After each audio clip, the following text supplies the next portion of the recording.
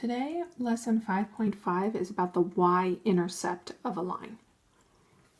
All right, before we do that, let's recap about what we've learned so far about slope. When given a graph, slope is either the rise or the run between the 2 points, or you could use the slope formula, pick 2 points and label them, and you do use the slope formula y2 minus y1 over x2 minus x1. Okay, and we've learned about proportional relationships, the equation for them, and it is y equals m times x, where m is your slope. Okay, m would be like the rise over the run, or like the constant multiple.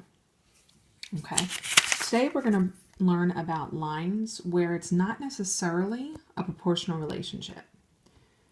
Okay, so our objective is I will define the y-intercept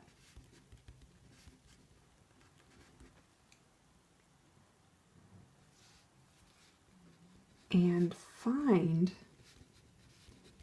the y-intercept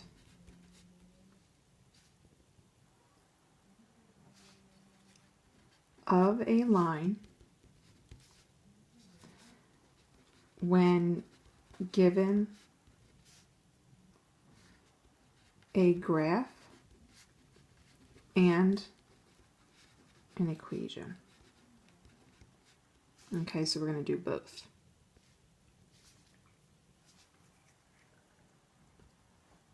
All right, our essential question is, what is the y-intercept of a graph, and what does the y-intercept tell you about the equation being graphed? All right, the key concept is the y-intercept is the y value, here's the definition, the y value at which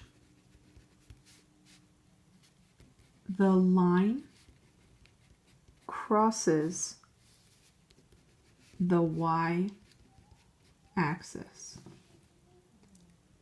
It's the y value at which the line crosses the y-axis. Okay, so the first part of our objective, we just defined the y-intercept. It's the y value at which the line crosses the y-axis. And now I'm going to show you how to find the y-intercept of a line when given a graph first, and then we'll do the equation. So let's look at example number 1, finding the y-intercept from a graph. All right, well, we know that it's the y value where the line crosses the y-axis.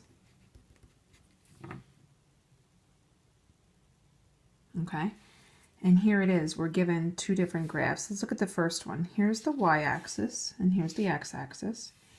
All right, and our line is crossing, it crossed the y-axis at the point 0, 0. So the y value where it crosses the y-axis, if this is our ordered pair x, y, it crosses at the y value 0. So the y-intercept in this case is 0. All right, let's look at our next graph, letter B of example number 1. Here's our y-axis and here's your x-axis. And our line is crossing the y-axis at the point 0, 4. So the y value that it crosses the y-axis is at 4, right? Because here's 0, 1, 2, 3, 4. So it's crossing the y-axis at the value 4. So the y-intercept in this case is 4. All right, let's look at our second example. This is the objective now where we're going to be able to find the y-intercept of a line when given an equation. Okay. Here, finding the y-intercept from an equation, basically, it's the number in the equation, the number not with the x. That's the best way I can explain it, okay? Because the number with the x is the slope, okay? The slope, like the rise over the run.